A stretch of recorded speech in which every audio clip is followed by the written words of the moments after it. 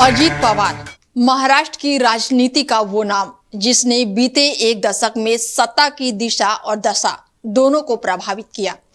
राजनीतिक विरासत उन्हें जरूर मिली, लेकिन पहचान उन्होंने अपने दम पर बनाई। राजनीति में आने से पहले वो सहकारिता आंदोलन से जुड़े रहे, जिसे महाराष्ट्र की राजनीति की रीढ़ माना जाता है। अजीत पवार शरद पवार को अपना राजनीतिक गुरु मानते थे, यानी उन्हें राजनीति की ट्रेनिंग घर से ही मिली थी। चाचा भतीजे की इस जोड़ी से महाराष्ट्र में लंबे समय तक राजनीतिक जादू किया।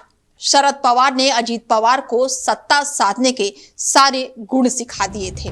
बारामती एयरपोर्ट पर सुबह करीब 9 बजे ये हादसा हुआ।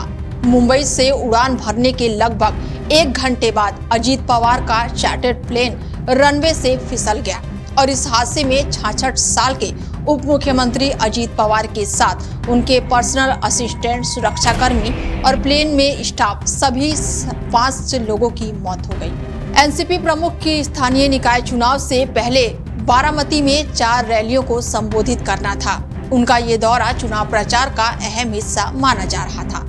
शरद पवार और सुप्रिया सुले दिल्ली में थे और हादसे की जानकारी मिलते ही वो पूरे परिवार के साथ बारामती के लिए रवाना हुए। अजीत पवार का जन्म 22 जुलाई 1959 को महाराष्ट्र के अहमदनगर जिले के देवलाली गांव में हुआ था।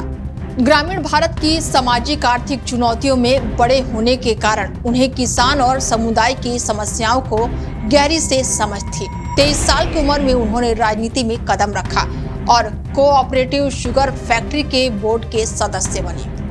1991 में अजीत पवार पहली बार बारामती से सांसद चुने गए और उसी साल पुणे सेंट्रल कोऑपरेटिव बैंक के अध्यक्ष बने, जहां उन्होंने लगातार 16 साल तक सेवा दी।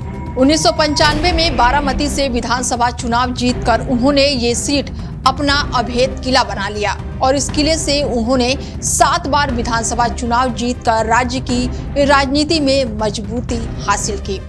अजीत पवार पहली बार 2010 में महाराष्ट्र के उप मुख्यमंत्री बने। इसके बाद कई बार इस पद पर रहकर वित्त, सिंचाई, जल संसाधन जैसे अहम विभाग संभाले। राज्य के बजट और बड़ी परियोजनाओं में उनकी निर्णायक भूमिका रही। उन्हें शरद पवार का राजनीतिक उत्तराधिकारी और मजबूत नेता माना जाता था। अजीत पवार और उनके चाचा शरद पवार की जोड़ी महाराष्ट्र की राजनीति में लंबे समय तक संतुलन बनाकर रखती रही। कहा जाता था कि शरद पवार एनसीपी की आत्मा है और अजीत पवार उनकी काया। हालांकि समय के साथ दोनों के राजनीतिक नजरिए में मतभेद उभर आए और अजीत ने अलग राह चुनी। उनकी प्रबंधन क्षमता और पार्टी में पकड़ उनकी सबसे बड़ी ताकत रही। 2019 में अजीत पवार ने एक नाटकीय राजनीतिक फैसला लिया। उन्होंने अपने चाचा शरद पवार के खिलाफ बीजेपी के साथ अप्रत्याशित गठबंधन किया और देवेंद्र फडणवीस को सीएम बनाने में मदद की। हालांकि 3 दिन बाद उन्होंने इस्तीफा दे दिया और बीजेपी से समर्थन वापस ले लिया और इस फैसले ने महाराष्ट्र की राजनीति में हलचल पैदा कर दी। और आज अजीत पवार के आकस्मिक निधन से महाराष्ट्र की राजनीति में एक बड़ा खालीपन पैदा हो गया है। उनके अनुभव, निर्णायक क्षमता और राजनीतिक संतुलन की कमी को भर पाना आसान नहीं होगा। पूरे राज्य और देश इस महान नेता के चले जाने से शोक में डूबा हुआ है। तो वहीं इस दुखद हादसे ने महाराष्ट्र की राजनीति और एनसीपी परिवार को गहरा झटका दिया है। अजीत पवार की राजनीति में महत्वपूर्ण भूमिका और उनका योगदान हमेशा याद रखा जाएगा। हमारी संवेदनाएं उनके परिवार और पार्टी के साथ है।